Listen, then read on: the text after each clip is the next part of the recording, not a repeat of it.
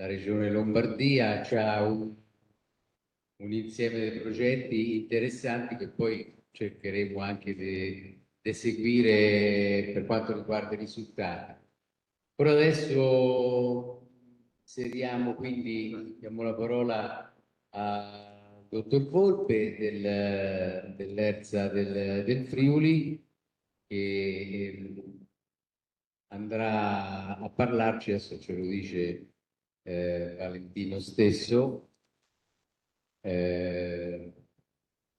Buonasera a tutti, grazie innanzitutto ad Anarsia per darci l'occasione di presentare la nostra esperienza a riguardo appunto di quelli che sono gli obiettivi del carbon farming.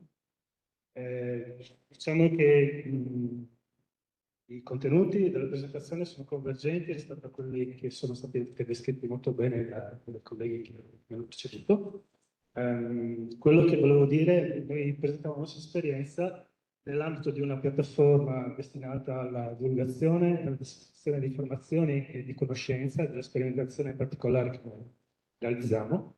Era nata nell'ambito di un'azione dimostrativa della misura 1.2 della passata programmazione dello sviluppo rurale della regione Friuli-Venezia Giulia.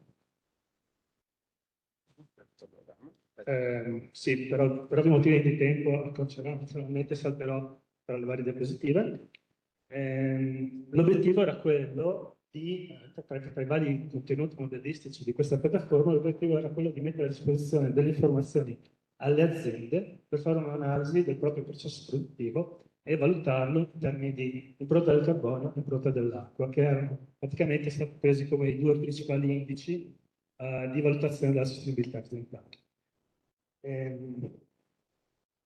Praticamente lo strumento non è destinato ad una certificazione, ma è proprio destinato ad un'analisi da parte dell'azienda agricola di valutazione di quelli che sono i suoi punti più virtuosi o i punti deboli che possono generare maggiori emissioni sia di fotossido di azoto che di anidride carbonica e quindi in termini generali di anidride carbonica equivalente a livello aziendale. E quindi l'interesse nostro era proprio quello di dare uno strumento all'azienda agricola, sia all'azienda agricola che ai tecnici, per fare questo tipo di valutazione e intervenire su quelli che erano i punti di maggiore mitigazione. L'applicazione in sé può abbracciare diversi tipi di aziende, si va da aziende con allevamenti fino ad aziende con seminativi e aziende con colture permanenti, colture arboree. Come tutti i processi, diciamo che l'applicazione in sé si ispirava ad un processo dell'ECA e quindi esaminava tutti quelli che erano i passaggi, step del processo produttivo realizzato in azienda. Si andava quindi praticamente dalla tipologia aziendale, dal tipo di superficie, dalla condizione di questa superficie, fino agli allevamenti, fino poi a quella che era l'input off farm di carattere aziendale, fino a caratteri energetici e alla valutazione di quelli che erano i servizi ecosistemici. Quello che mi premeva dire a proposito dell'analisi della superficie agricola, avevamo previsto di analizzare la che è la gestione delle colture seminativi e anche noi avevamo partecipato al progetto Health Soil e quindi abbiamo praticamente tradotto quella sensibilità e quell'esperienza all'interno anche di questa analisi del simile all'CA, del processo aziendale. E quindi vedremo che poi anche vari aspetti che portano ad un bilancio della sostanza organica del suolo e del bilancio della sostanza organica e anche del bilancio energetico della stessa azienda agricola sono frutto anche di questa valutazione. Come dicevo, praticamente tra le varie possibilità che ci dà questa applicazione, appunto, è quello di valutare il bilancio delle varie emissioni a seconda del tipo di azienda, la carbon footprint e la impronta dell'acqua, insieme al bilancio energetico globale e introducendo nel bilancio energetico globale dell'azienda anche il bilancio della sostanza organica. Si parlava appunto che una parte dell'analisi è dedicata a quella che è il sequestro di carbonio e la generazione di carbonio in conseguenza delle attività agricole. diciamo, noi siamo partiti evidentemente da esperienze di letteratura, combinate un po' con quelle che erano le sensibilità che avevamo raccolto negli anni, anche rispetto alla partecipazione a diversi progetti. Nel caso qui abbiamo tipicamente paesi seminativi, consideriamo l'aspetto della gestione convenzionale, della gestione con minima lavorazione, con la gestione con zero tillage, non lavorazione. Questi tre tipi di schemi agronomici producono tre diversi livelli di residui culturali, che evidentemente hanno una conseguenza di restituzione della sostanza organica al terreno. Sappiamo benissimo che passando all'agricoltura conservativa senza lavorazione abbiamo un residuo massimo che arriva dai residui culturali, dal contributo massimo che deriva dai residui culturali. Bisogna anche considerare che nel tipo di bilancio che noi abbiamo adottato, ai residui culturali che sono considerati superficiali, viene dato attribuito un coefficiente di umificazione che è inferiore a quello che viene assicurato invece dai residui culturali bilogani, quindi quelli che praticamente stanno sopra la superficie del terreno. Poi naturalmente nel bilancio della sostanza organica, il bilancio della SOC portata attraverso i sistemi culturali, teniamo in considerazione anche quelli che sono i contributi sia delle cover crops che praticamente anche di colture permanenti, sia erbacee, quindi prati permanenti e pascoli, che arborei, quindi fruttiferi. D'altra parte esiste anche un processo di degradazione della sostanza organica, anche qui molto diversificato a seconda del tipo di sistema agricolo considerato. Noi facciamo riferimento effettivamente soprattutto a dati di letteratura. Qui abbiamo riportato solo una gradualità di quello che può essere la situazione a seconda del sistema culturale considerato. Il contenuto, valutiamo il contenuto di sostanza organica, di gradualità di sostanza organica e il prodotto di ognuno parlato ci dà una misura di quella che è la sostanza organica degradata, che non è altro che il termine negativo di quando andiamo a valutare quello che è il bilancio totale dell'apporto di sostanza organica conseguente all'adozione di un determinato sistema culturale. Sistema convenzionale ha un minore contenuto di sostanza organica, ha una maggiore degradabilità e quindi in qualche modo determina una maggiore perdita di sostanza organica da parte del sistema. Al contrario, rispetto, rimanendo a quelli che sono i sistemi attivi, al sistema culturale che invece prevede una non lavorazione. Salto un attimo, questo è un output grafico di quella che è l'applicazione in termini di quello che sono la ripartizione del CO2 equivalente rispetto ai vari processi aziendali. C'è anche un output numerico tabellare che evidenzia quello che è il contributo in termini di sequestro di sostanze organiche, sequestro di carbonio in termini di CO2 equivalente, conseguente alle pratiche culturali adottate. Anche qui l'impronta al carbonio delle singole produzioni, in questo caso del latte, è parametrata anche considerando il possibile intervento del sequestro del carbonio.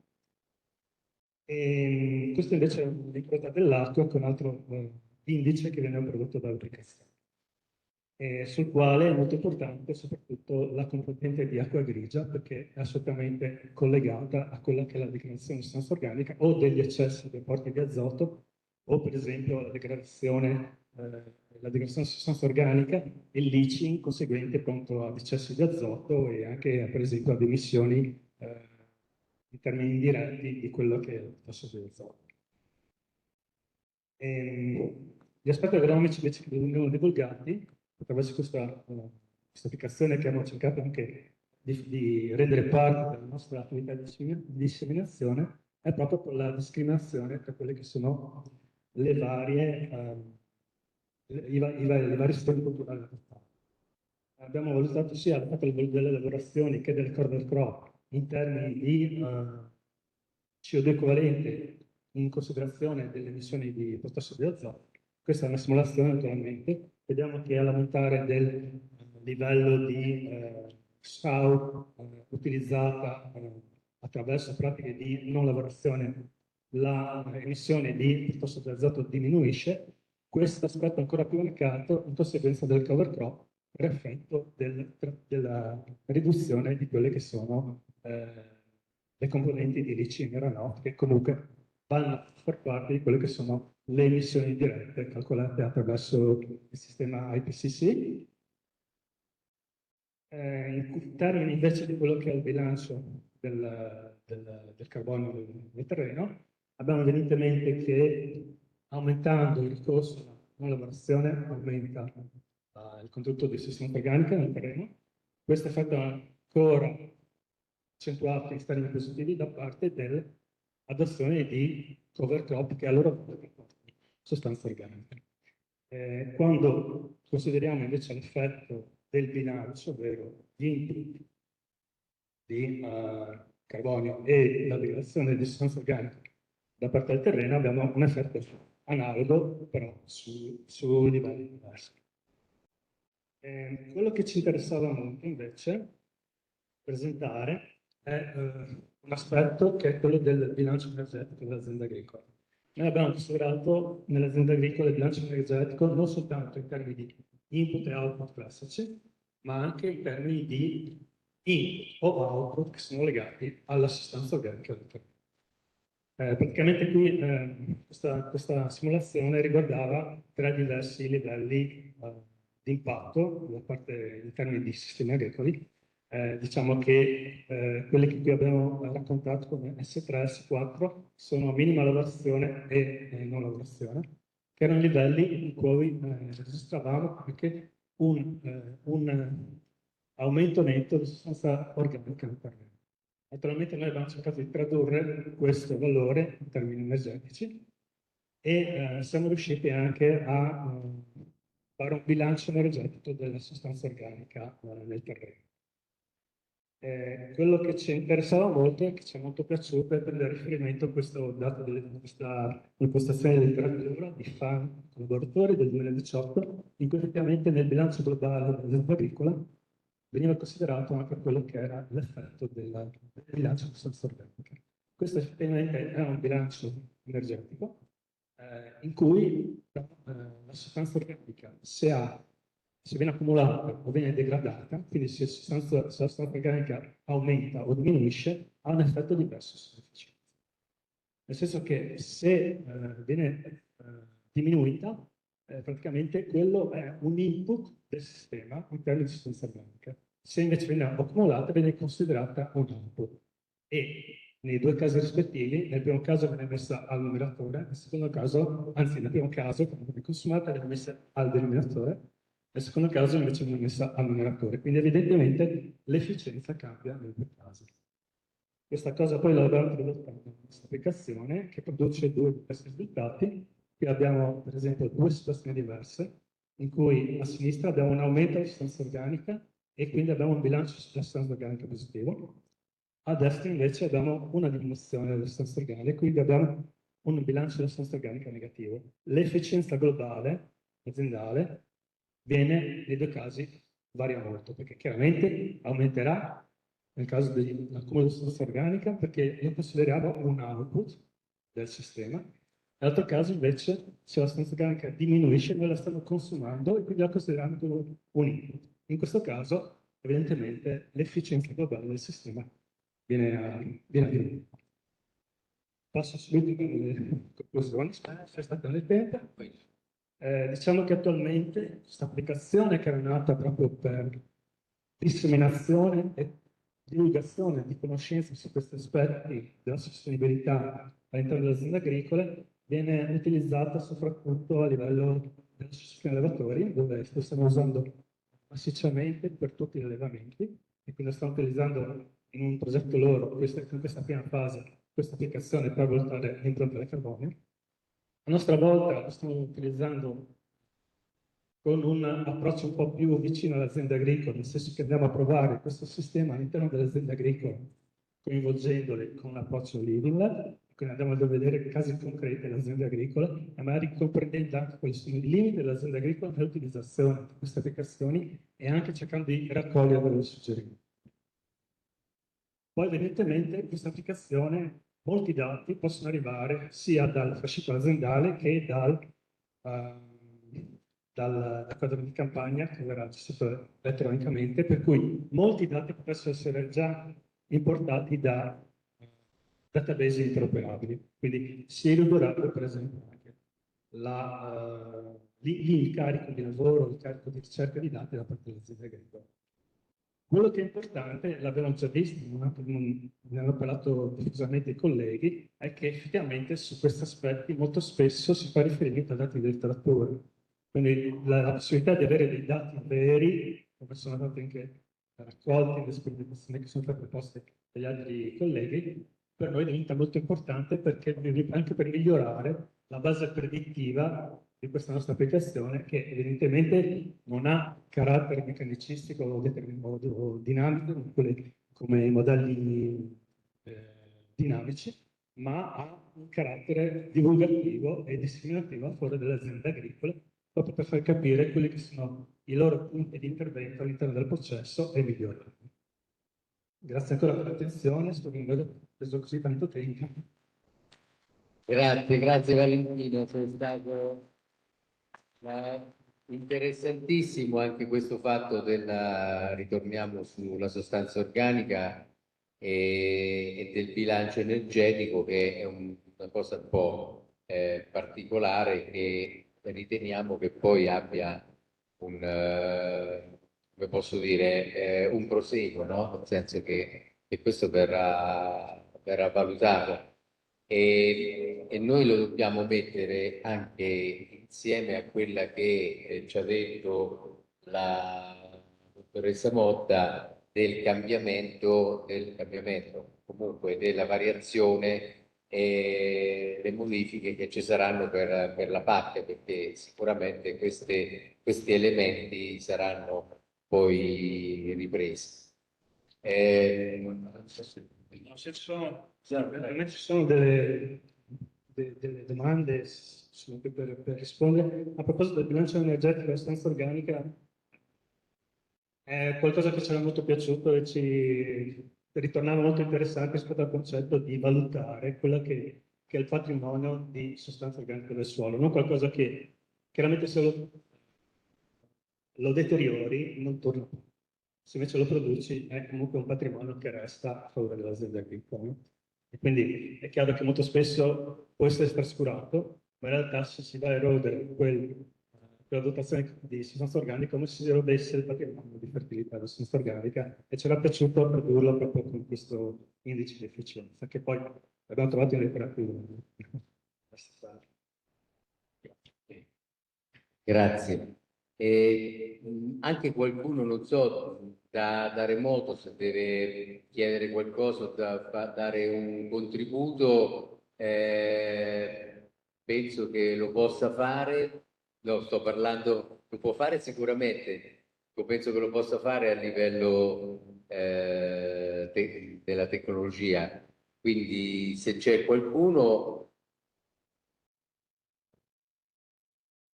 Ok, comunque, eh,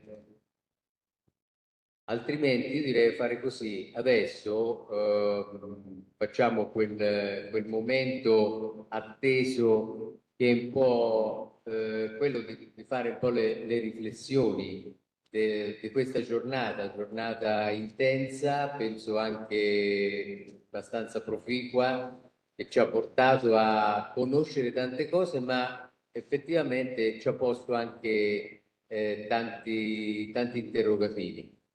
Quindi adesso con il supporto e l'esperienza anche del dottor Alessandro Monteleone del CREA, cercheremo appunto di vedere tra le opportunità per le aziende e le questioni aperte sulle prossime tappe.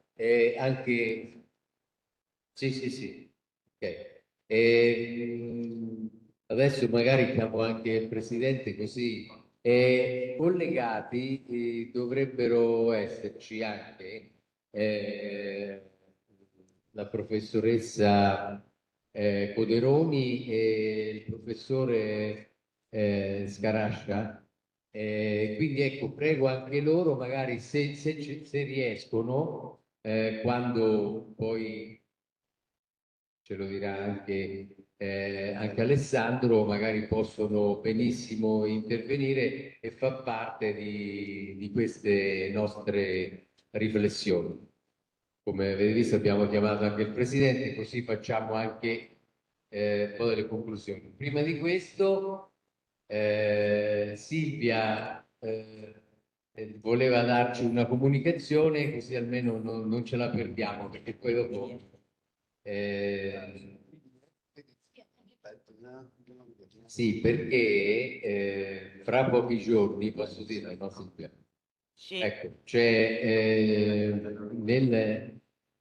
in Lombardia c'è diciamo, un evento, un convegno proprio sul TACS, siccome come agenzie ci stiamo lavorando, voi sapete, siamo anche nel Comitato Nazionale, ecco, allora ci vuole un attimo parlare. Grazie Silvia.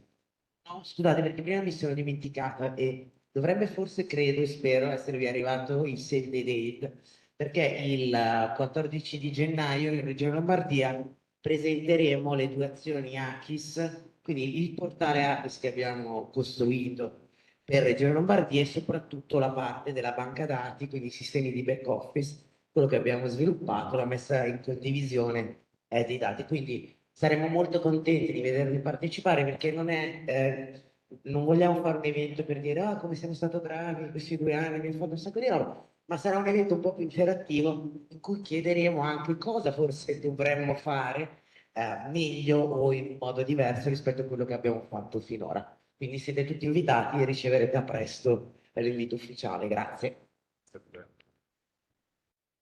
Vado io? Sì. Vado. Io speravo che questo momento non arrivasse perché ho detto arriviamo lunghi e saltiamo il momento. No, perché non è così semplice gestire diciamo, allora, una discussione sicuramente molto, molto, molto interessante che abbiamo avuto da questa mattina e credo che uno dei punti di partenza su cui ragionare è il fatto che diciamo, la lettura di tutto quello che noi abbiamo analizzato in questa giornata è come dare valore, diciamo, al sistema produttivo attraverso evidentemente l'incentivazione di pratiche sostenibili, riconoscibili e in qualche maniera no, portare a una lettura anche diversa delle pratiche di sostenibilità in ambito agricolo rispetto diciamo, a una lettura che tipicamente vede tutto quello che è incentivazione di pratiche sostenibili come un vincolo, no? Che si parli di condizionalità, che si parli di ecoschemi, che si parli di agrambiente, no? Il sistema produttivo vede tutte queste cose qua come un qualcosa di aggiuntivo. È chiaro che il rischio c'è anche sul sistema di carbon farming, però è altrettanto evidente che diciamo, noi stiamo costruendo con la volontà è quella di costruire qualcosa che dà ulteriore valore a qualcosa che il mondo produttivo può fare, può essere sostenuto attraverso le politiche pubbliche per fare questo, ma può avere anche un altro pezzetto in più riconosciuto dal mercato come servizio ecosistemico sostanzialmente pagato dalla società civile, dal mercato. Quindi questo secondo me è un punto di partenza importante. Credo che altrettanto importante, una cosa che è emersa chiaramente, è che esiste una rete di ricerca, di attività del CREA, delle università, delle agenzie, che diciamo, sta lavorando nella stessa direzione. Cioè io una cosa che spesso capita nei convegni scientifici o anche nei momenti di confronto come questo è vedere anche disallineamento no? Nell'impostazione dei lavori. Mi sembra di vedere molta convergenza e questo ci deve stimolare ancora di più a trovare le modalità per lavorare insieme. Diciamo, le presentazioni della mia collega Irene Scuoli, ma anche quella di Silvia Motta e dell'altro collega, scusa, di ERSAP, di cui non ricordo il nome, mettono in evidenza che delle collaborazioni importanti già esistono e che possiamo rafforzarle, e questo forse è anche un luogo dove capire come evidentemente rafforzarle. L'altra cosa importante che discutevamo anche a pranzo con il presidente di Anarsia e con Giacomo è come a me è piaciuto molto già per non essere io, nella presentazione di Furlan il fatto della scalabilità. È chiaro che diciamo, noi dobbiamo apprendere, no, dalle cose già fatte, diciamo, in questo caso Veneto Agricoltura, Regione Veneto hanno fatto già un lavoro importante, dobbiamo capire come mettere a sistema diciamo, il lavoro fatto dai colleghi, diciamo, evidentemente diciamo, in un confronto in primo luogo tra le agenzie, evidentemente anche con il CREA che ha dei compiti istituzionali in questo senso, ma evidentemente non tanto io quanto i miei colleghi che su questo lavorano saranno sicuramente disponibili a comprendere, a lavorare insieme. Io credo in primo luogo in dei momenti tecnici per poi no, riuscire diciamo, anche a trovare la condivisione del livello superiore politico, perché è chiaro che quando già sono i tecnici, no, evidentemente sulla stessa lunghezza d'onda è anche più facile poi orientare. Eh, un altro aspetto diciamo, che abbiamo dibattuto nella parte finale della mattinata che Silvia ci ha richiamato è quello ovviamente dell'evoluzione della politica agricola comune. È chiaro diciamo, che come siamo tutti, diciamo, almeno anche su questo, tendenzialmente della stessa idea, dobbiamo trovare la possibilità di integrare e di rendere i due schemi complementari e non esclusivi. Sappiamo che possono esserci dei problemi e quindi dobbiamo essere consapevoli di quei problemi e affrontarli al netto delle evoluzioni della PAC che non sappiamo quali sono, però diciamo, bisogna stare attenti anche nella definizione di quelle regole del gioco, perché poi spesso uno lavora su tavoli separati e pensa che le due cose sono separate, invece quando si discutono gli schemi della PAC dobbiamo sapere che cosa abbiamo di qua e essere pronti anche a proporre delle modifiche regolamentari in maniera opportuna. E quindi io diciamo, se c'è discussione da parte di Silvia Coveroni, la chiamo Silvia perché ci conosciamo oramai da troppi anni, come lei chiamerebbe me Alessandro, e dagli altri colleghi collegati, ovviamente questi sono, credo, i temi fondamentali su cui dovremmo portare avanti la discussione del prossimo futuro, oggi e nel prossimo futuro.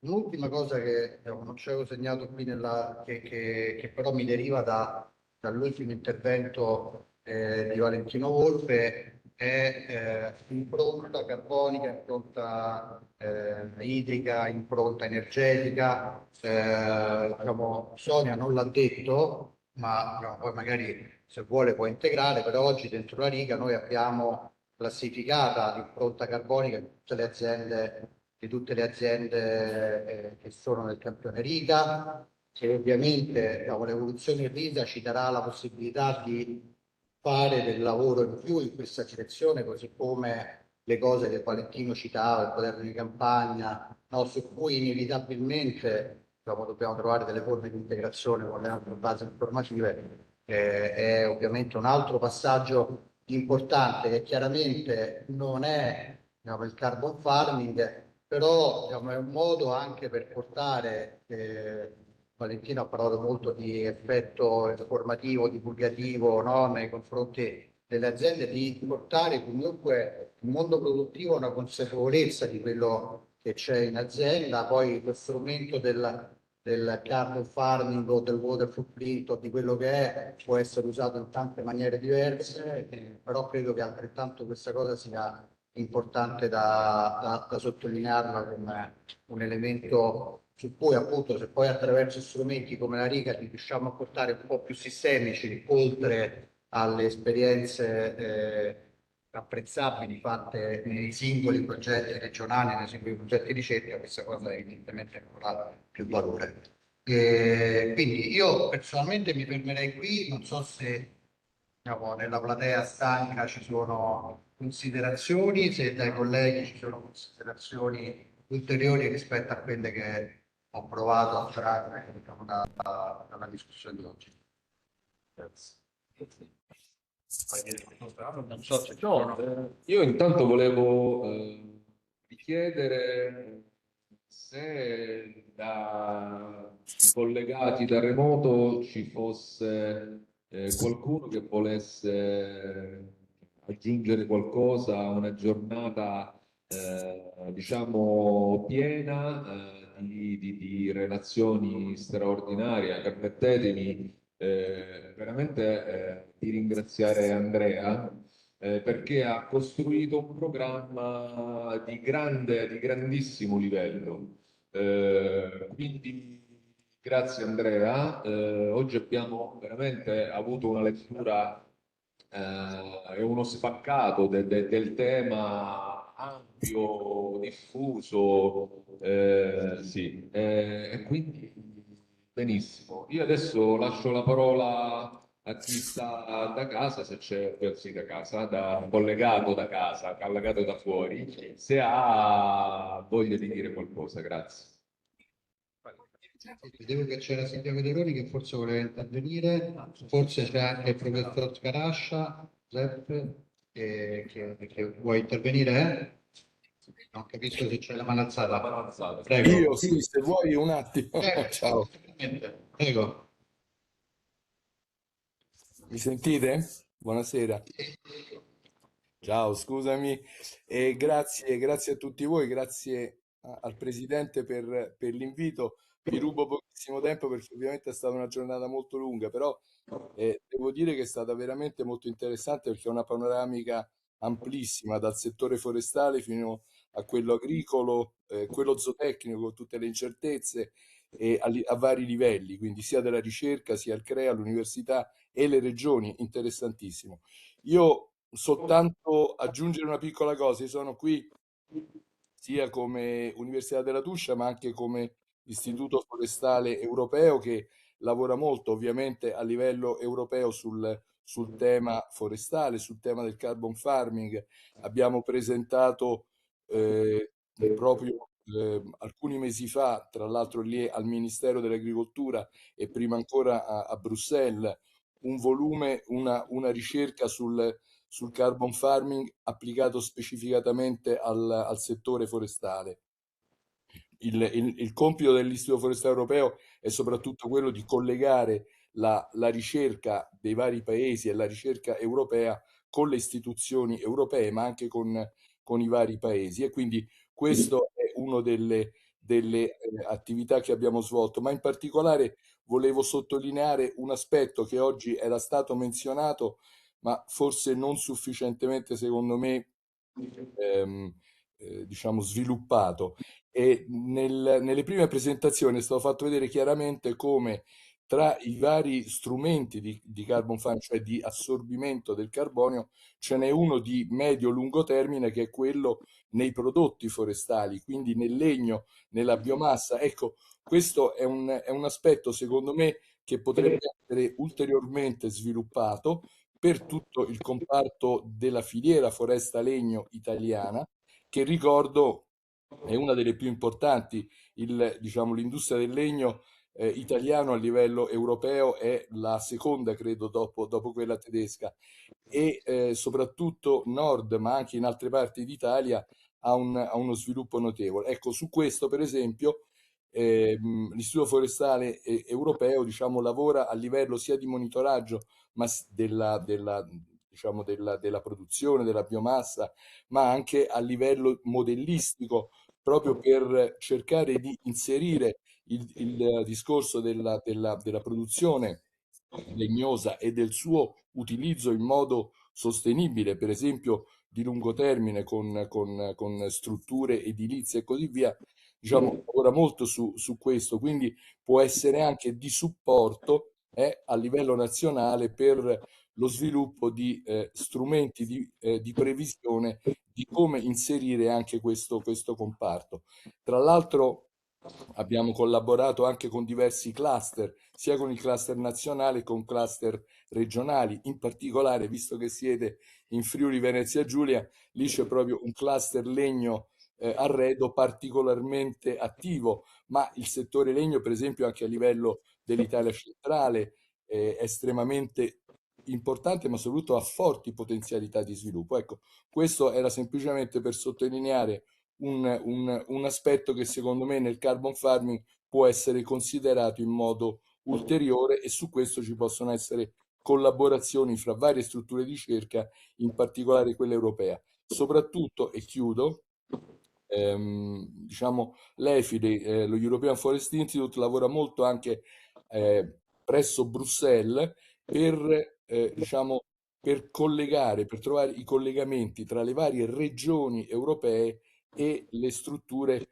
dell'Unione Europea stessa, con delle forti potenzialità anche di sviluppo, diciamo, di finanziamenti e di progetti di cooperazione, e su questi, se posso dire, ecco, le potenzialità di aumentare questi rapporti tra regioni direttamente e istituzioni europee, credo che per l'Italia ci sono delle potenzialità notevoli, soprattutto per molte regioni del centro-sud. Ecco, su questo, per esempio, anche l'Istituto Forestale Europeo può essere di supporto. Chiudo qui, grazie Presidente, e poi spero di poter sviluppare questi discorsi anche direttamente nelle prossime settimane e mesi. Grazie. Grazie. Grazie professore, Grazie. grazie ancora. Non so se nel frattempo Silvia Coderoni sia riuscita a collegare oppure Sì, sì, ci sono. via. Non mi vedete, Silvia, ma ci Silvia Coderoni sono. sta parlando. Ok, mi sentite? Sì, Silvia, vai. Perfetto. Scusate, è veramente un po' precaria qui la connessione. Io in realtà forse ho perso qualcosa, Alessandro, del tuo riassunto, però diciamo, mi sembra che hai toccato tutti gli aspetti. Forse l'unico ultimo accento lo metterei su questo discorso delle partnership pubblico-privato. Quindi, come si diceva più volte, la PAC non sappiamo bene, diciamo, in che direzione andremo. Probabilmente sul budget non possiamo contare sicuramente su aumenti, ecco. E quindi cominciare a ragionare di più sull'usare la finanza pubblica per far leva per investimenti privati, che può essere anche poi un volano di altre iniziative anche commerciali per le imprese agricole. Quindi secondo me, diciamo, questa del carbon farming può essere vista anche come un'opportunità in questo senso.